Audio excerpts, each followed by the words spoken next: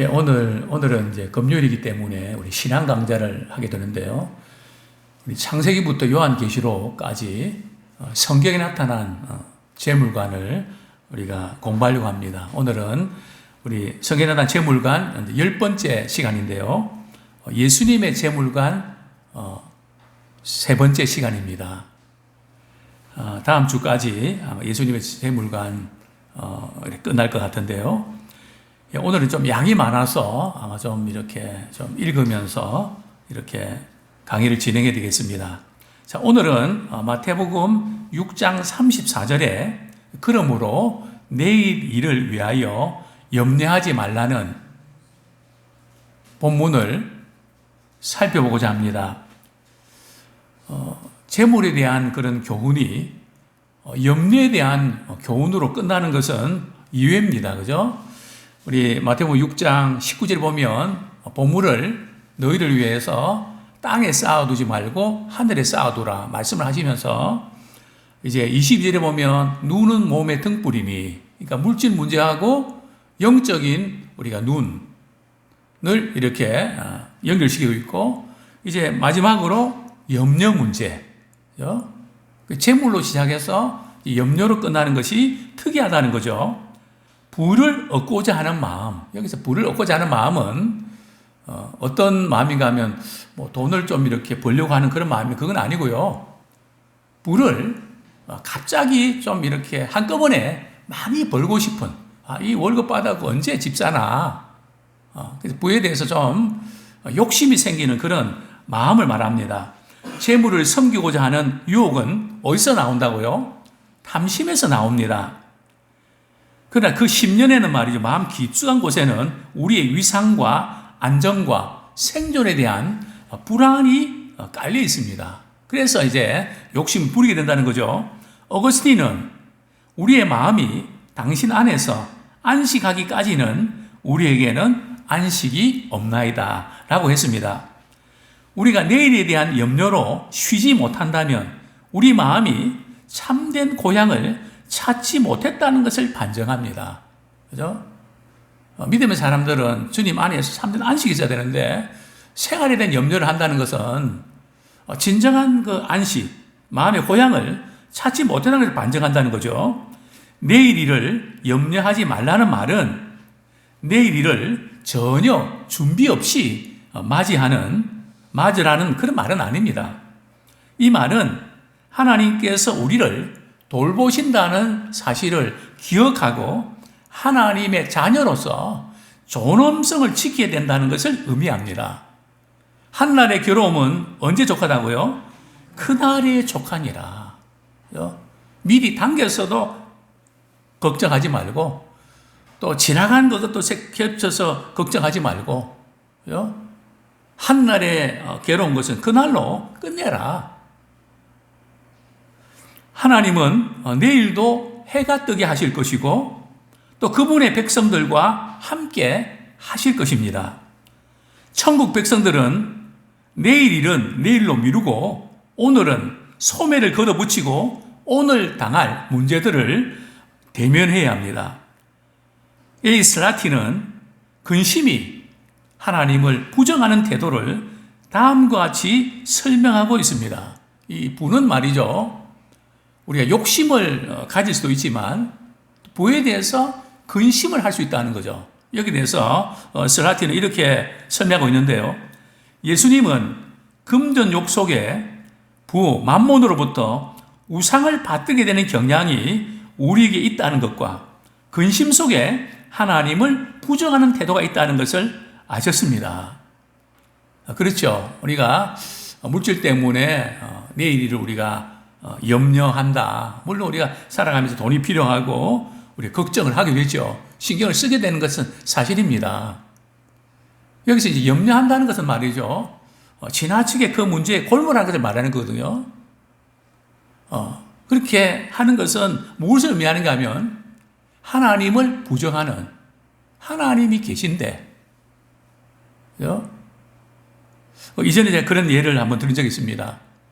저희 아버님이 늘 이제 잘 사셨다가 갑자기 부도가 나서 제가 이제 대학 시절에 아르바이트를 해서 대학 등록금을 마련하고요. 저희 아버님께 찾아가서 아버님 이번 대학 등록금은 제가 아르바이트해서 마련했습니다. 그러면 아버님이 막 키특하다고 할 줄 알았거든요. 욕을 바가지로 얻어먹었습니다. 하라는 공부는 안 하고 말 쓸데없는 걱정한다고 얼마나 그냥 역정을 내시든지 참 민망할 정도로요. 그렇습니다. 계속해서요. 예수님 당시에 유대 사회에서는 심령이 가난한 자는 물질적으로 가난한 자와 거의 동등시하였습니다. 선지자 시대 때도 마찬가지였는데요. 우리 이사야 61장 1절 2절 같이 읽겠습니다. 시작. 주 여호와의 영이 내게 내리셨으니 이는 여호와께서 내게 기름을 부으사 가난한 자에게 아름다운 소식을 전하게 하려 하심이라. 나를 보내사 마음이 상한 자를 고치시며 포로된 자에게 자유를 갇힌 자에게 노임을 선포하며 여호와의 은혜의 해와 우리 하나님의 보복의 날을 선포하여 모든 슬픈 자를 위로하되. 자, 여기서 가난한 자는 마음이 가난한 자와 우리 예수님께서 사용하셨던 심령이 가난한 자는 복이 있나니 그 단어와 이렇게 같은 단어를 사용하고 있는데요. 불의와 부정이 지배했던 당시 유대 사회에서 마음의 깨끗함을 유지하기 위해서는 불의와 부패의 때가 묻은 재물을 포기하지 않으면 안 되었습니다. 마음의 깨끗함을 유지하고자 하는 자는 먼저 돈과 재물에 대한 집착을, 그죠? 여기 이제 집착이라는 단어, 돈이 필요한데 거기에 너무 집착해서 돈, 그죠? 그래서 이전에도 말씀드렸죠. 옛날 돈은 구멍이 뚫렸지만은 지금은 구멍이 안 뚫렸습니다. 그래서 그냥 돈이 들어가면 눈에 베이는 게 없어지는. 그죠? 어쨌든 이 돈에 대해서 집착하는 것을 포기했던 것입니다. 진정한 영성은 재물을 모음으로써 획득되는 것이 아니라 우리가 재물을 소유하고 있든 그렇지 않든 간에 재물에 집착하는 것에서 벗어남으로 획득할 수 있습니다. 진정한 영성은 말이죠. 재물이 많든 적든 재물에 집착하지 않음으로써 얻을 수 있다는 뜻이죠. 진실한 종이 되기 위해서는 우리의 삶 속에서 돈의 문제에 대해서 분명해야 합니다. 예수님은 이에 대해서 말씀하셨습니다. 누가복음 16장 13절 우리 같이 읽겠습니다. 시작. 집 하인이 두 주인을 섬길 수 없나니 혹 이를 미워하고 저를 사랑하거나 혹 이를 중히 여기고 저를 경히 여길 것입니다. 너희는 하나님과 재물을 겸하여 섬길 수 없느니라. 예수님은 너희가 둘 다를 섬기지 않기를 권한다라고 말씀하신 것이 아닙니다. 너희는 둘 다를 어떻게 할 수 없다고요? 섬길 수 없다고 분명하게 말씀하셨습니다. 주의 나라를 위해 사는 것과 돈을 위해 사는 것은 서로 용납될 수가 없는 것입니다. 서로 같이 할 수가 없다는 것이죠. 돈은 우리의 삶에서 하나님을 대체할 수 있는 가장 큰 가능성이 있습니다. 예수님이 우리의 주인이 되실 때는 돈이 우리를 섬기지만 돈이 우리의 주인 될 때는 우리는 돈의 노예가 됩니다. 부 자체가 죄는 아니지만 하나님의 영광을 위해서 부를 쓰지 않을 때는 죄가 됩니다. 그죠? 물질을 하나님의 영광에 위해서 쓰는 그것이 없다면 그것이 죄가 된다는 거죠. 따라서 진실한 종은 돈보다 주의 일에 마음을 쏟습니다. 성경은 분명하게 말하고 있습니다. 하나님은 종으로서 우리의 신실함을 돈의 문제를 가지고 시험하십니다. 그죠? 돈에 대해서 우리가 어떤 태도를 갖고 있는지 그것으로 우리의 영적인 상태, 달란트 비율을 이렇게 말씀하시면서 작은 것에 충성된 자는 큰 것에 충성됐다. 이게 작은 것은 1차적으로는 돈이거든요. 돈 문제에서 어떻게 하는 걸 보면 영적인 신실성을 테스트할 수 있다는 거죠. 자, 누가복음 16장 11절 NIV 번역으로 같이 한번 읽겠습니다. 시작. 만일 너희가 세상의 물을 다루는데 신뢰할 만하지 못한다면 진정한 부유함에 대해 누가 너희를 신뢰할 수 있겠는가? 라고 예수님은 말씀하십니다. 우리가 돈을 어떻게 관리하느냐가 하나님이 얼마나 우리의 삶에 복을 주시느냐 안 주시느냐에 영향을 미칩니다. 그래서 우리가 얼마나 많은 돈을 관리하고 확보하는가, 그것보다 우리 하나님의 계산법으로 말이죠, 하나님이 더하여 주시는 그 부분이 우리에게 어느 정도인가, 그것을 우리가 이렇게 점검하셔야 된다는 거죠. 존 메가드는 돈을 사랑하면 어떤 결과가 이를까? 라는 질문에 대해서 다음과 같이 대답합니다. 8가지를 다루고 있는데요. 첫 번째는 하나님을 잊어버립니다. 일주일 내내 말이죠, 돈에만 신경을 쓰다 보면 하나님을 잊고 살아가게 된다는 거죠. 솔로몬은 더 많은 재물을 얻기 위해서 지참금을 많이 가진 이방 여자들과 결혼했습니다. 이게 지금 솔로몬에서 아주 결정적인 문제거든요. 그 이방 여자들을 이렇게 결혼하게 할 때 지참금을 가지고 오거든요. 그래서 만약에 어려운 경우는 그 지참금을 사용을 하죠. 그래서 솔로몬은 참 이 부분을 물론 외교적인 전략의 일환으로 이방인과 결혼했지만은 사실은 재물의 면에서도 상당히 많은 것을 유익을 얻었죠. 결과적으로 솔로몬은 이스라엘을 우상숭배 나라로 이끌었으며 그의 가정 또한 파멸을 당하고 말았습니다. 그래서 우리 잠언 30장 8절 9절에서 이렇게 말씀하고 있습니다. 시작. 곧 헛된 것과 거짓말을 내게서 멀리 하옵시며 나를 가난하게도 마옵시고 부하게도 마옵시고 오직 필요한 양식으로 나를 먹이시옵소서. 혹 내가 배불러서 하나님을 모른다 여호와가 누구냐 할까 하오며 혹 내가 가난하여 도둑질하고 내 하나님의 이름을 욕되게 할까 두려워함이니이다. 돈을 사랑하면 두 번째로 하나님 믿기를 중단합니다. 왜냐하면 돈이 있으면 든든하니까, 돈으로 뭐든지 할 수 있다고 생각하니까 어렵고 힘들어서 하나님 의지하고 매달리고, 그래서 하나님 믿기를 스탑한다는 거죠. 돈을 소유하는 과정에서 가장 큰 위험은 돈을 이제 믿기 시작하는 것입니다. 나는 돈이 충분히 있으니까 무슨 일이 일어나도 걱정이 안 되지. 만약 내가 돈을 의지가 있다면 그것은 하나님을 거부한 것입니다. 여기 31장 24절, 25절, 28절 같이 읽겠습니다. 시작. 만일 내가 내 소망을 금에다 두고 순금에게 너는 내 의뢰하는 바라 하였다면, 만일 재물의 풍부함과 손으로 얻은 것이 많음으로 기뻐했다면 그것도 재판에 해보할 죄악이니 내가 그리하였으면 위에 계신 하나님을 속이는 것이니라. 그죠? 하나님을 속이는 것이다. 자, 세 번째로 속임을 당하게 됩니다. 우리가 돈을 사랑할 때 사단은 우리를 속이기 위해서 갖은 수법을 씁니다.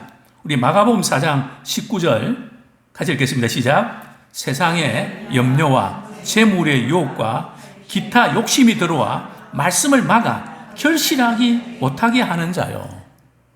우리가 세상에 대한 염려와 물질에 대한 유혹, 그런 것이 또 기타 욕심이 깍 들어오면요, 예배 시간에 설교 말씀을 들어도 말씀이 막혀버립니다. 들어오질 않습니다.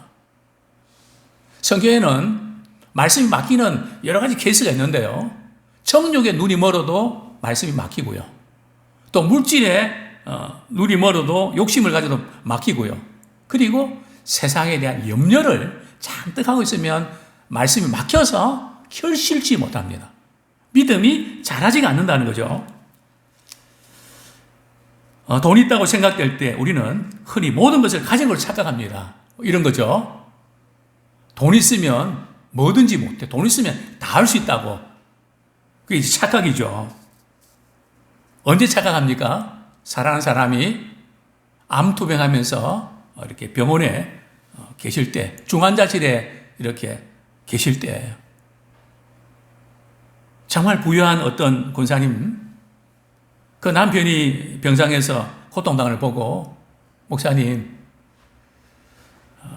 돈이 아무리 있어도 할 수 없는 것이 있네요. 또 아내가 되어서도 이런 상황 속에서는 남편을 위해서 할 수 있는 게 아무것도 없네요. 참 안타까운 모습이 눈에 선합니다. 자, 네 번째로 성경의 가르침과 타협을 하기 시작합니다. 성경의 말씀을 안 믿는 것이 아닌데 쉽게 타협을 한다는 거죠. 우리가 하나님 나라 이외에 다른 무언가를 찾기 시작한다면 그것은 여러분 자신을 판 것을 뜻합니다. 자, 마태복음 6장 34절 같이 읽겠습니다. 시작. 그런즉 너희는 먼저 그의 나라와 그의 의를 구하라. 그리하면 이 모든 것을 너희에게 더하시리라.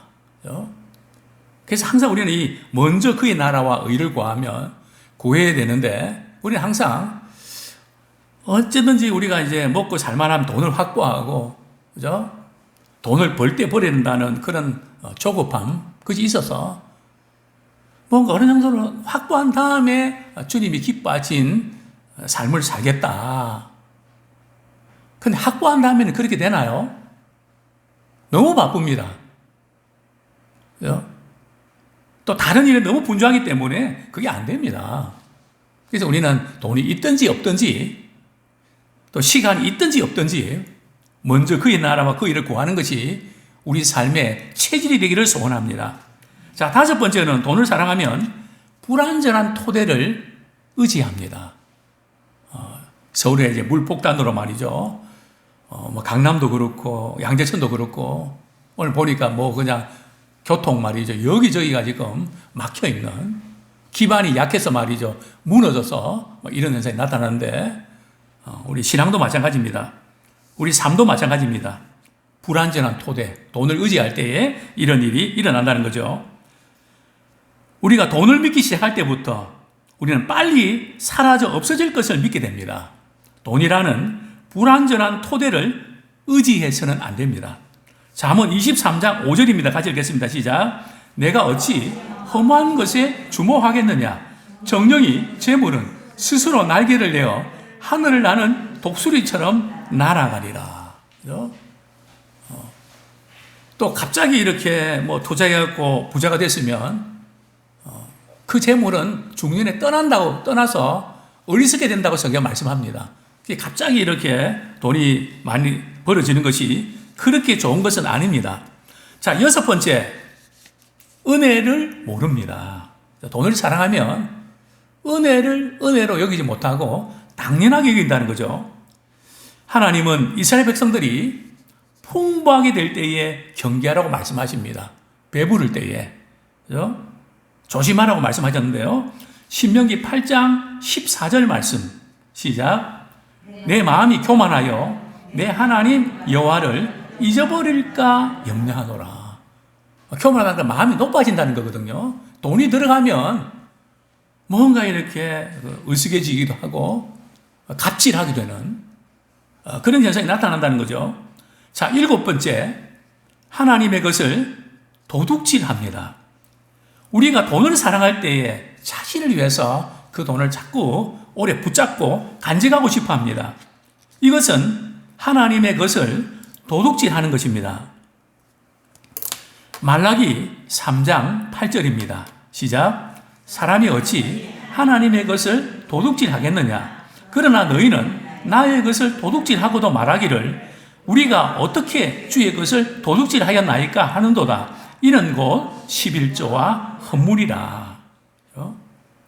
물질에 너무 집착하다 보면 우리 하나님께 드려야 될 부분까지도 간직하는, 그래서 하나님 보실 때는 하나님의 것을 도둑질하는 거다.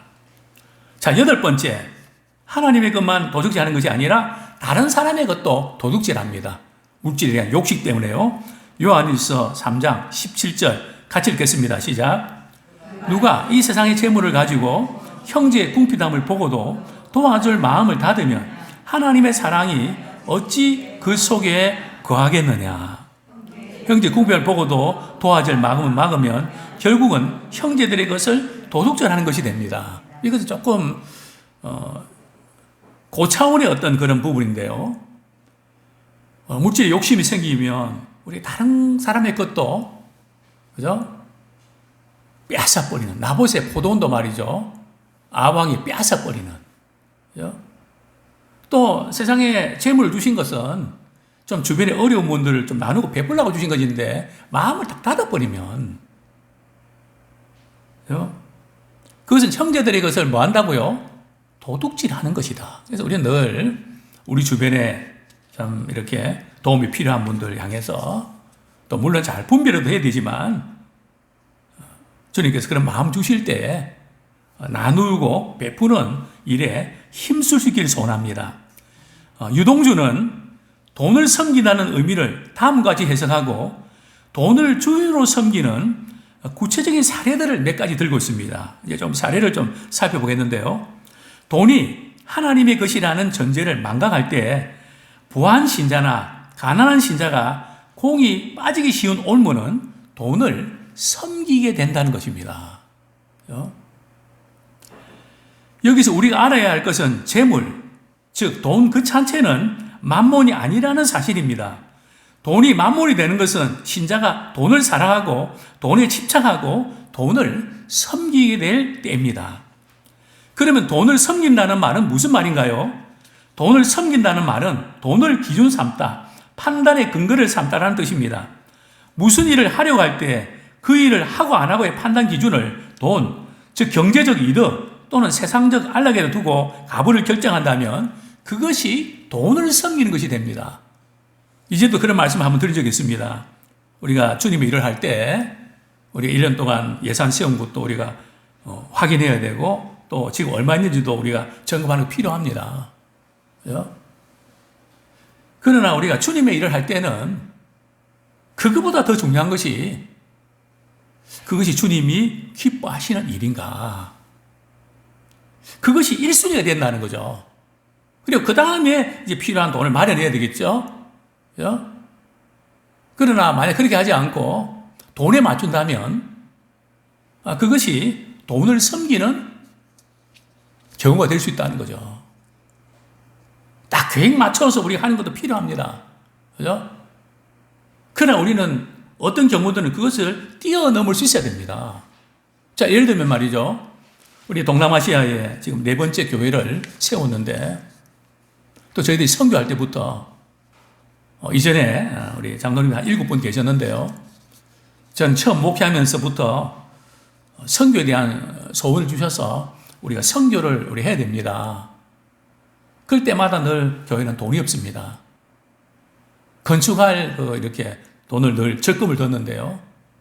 그 몇 천만 원 됐음에도 불구하고 교회는 돈이 없습니다.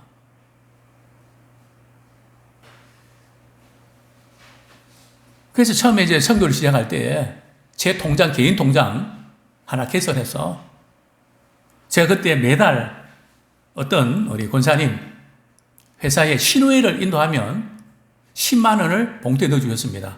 그것이 선교의 시작이었습니다. 일단 돈을 개설할 때 어떤 분들은 몇백만 원씩 이렇게 넣기도 하고 해서 정말 그때 러시아 여러 나라에 참 선교를 활발하게 할 수 있었고요. 또 지금 우리 4개 교회를 세운 이것도 교회 경상 모든 게 있어서 그렇습니까? 성경 공부 시간에 하도 제가 그런 이야기하니까 권사님들이 몇 분 100만 원씩 말이죠. 갖고 오셨습니다. 그래서 첫 번째 교회가 세워지고 두 번째 교회가 세워지고 그래서 그때 세워진 교회를 통해서 적게는 1,500명, 2,000명의 원주민들이 지금 복음 듣고 예배드리고 있지 않습니까? 정말 그렇습니다. 우리에게 참 필요한 이 부분은 돈이 있어야 되고 예산대로 해야 되지만 주님이 기뻐하신 일이라면 거기에 초점 맞추면서 힘을 모으는 것도 때로는 필요합니다. 자, 사례 1. 신자가 땅을 산다고 합시다. 신자가 땅을 산다고 그 자체가 죄가 나는 일은 아닙니다. 그러나 그 땅을 사는 목적이 무엇이냐, 그 기준을 어디에 두고 있느냐는 문제가 됩니다. 이번에 땅을 사두면 나중에 땅값이 올라가기 때문에 사는 것은 땅을 사는 목적과 기준이 금전적 이득을 남기는 데 있는 것입니다. 이것은 명백히 돈을 주인으로 섬기는 행동입니다. 부동산 투자하는 거 성경적으로 우리가 집 마련하는 이런 부분들은 우리 당연히 해야 되지만 부동산으로 많은 이익을 얻는 것은 우리에게는 좋을 수 있지만 또 다른 사람에게 눈물이 될 수도 있습니다. 피눈물이 될 수 있거든요. 사례 2. 내가 경제적 이득을 준 사람이라는 이유만으로 그 사람에게 고분고분하고 친절하게 대하는 것은 돈이 기준이 된 행위입니다. 돈에 따라서 사람을 사귀고 이렇게 하는데 나에게 도움이 되는 경우, 그렇지 않은 경우, 이 부분에 좌우되면 안 된다는 거죠. 사례 3. 신자는 주일에 경제적 이익을 얻을 목적으로 일하면 안 됩니다. 아무 일도 하지 말라는 출애굽 20장 10절의 말씀은 주일에는 돈이나 경제적 이득이나 세상적 안락을 위해서 일하지 말라는 뜻입니다. 신자는 이 말씀을 실천해야 합니다. 주일에 가게 문을 안 열면 수입에 지장이 많지만 그래도 하나님이 주일에는 일하지 말라고 하시니까 돈을 좀 못 벌어도 나는 가게 문을 열지 않겠다. 선하신 하나님께서 나에게 그렇게 하셨을 때에는 나를 향하신 더 좋은 대책이 있기 때문일 것입니다. 사례 4. 믿는 사람에게 돈을 구워줄 경우가 있습니다. 그런데 돈을 구워주는 경우는 다음과 같은 두 가지 경우로 나눌 수 있습니다. 사업 자금이 모자라는 신자가 돈을 구워달라고 하는 경우, 생활이 어려운 신자가 살기 위해서 돈을 구워달라고 하는 경우가 있습니다. 이 전자의 경우는 사업 자금으로 말이죠. 돈을 구워달라고 하는 경우들은 구워줄 수 있으며 구워주되 이자를 받아도 무방합니다. 그러나 후자의 경우 생활이 어려운 사람이 돈을 빌려도 가는 경우에는 구워주되 이자를 받지 말아야 됩니다. 물론 우리가 믿는 사람들끼리 돈을 이렇게 빌려주고 하는 이 부분들이 어떤가 참 고민이 많이 됩니다.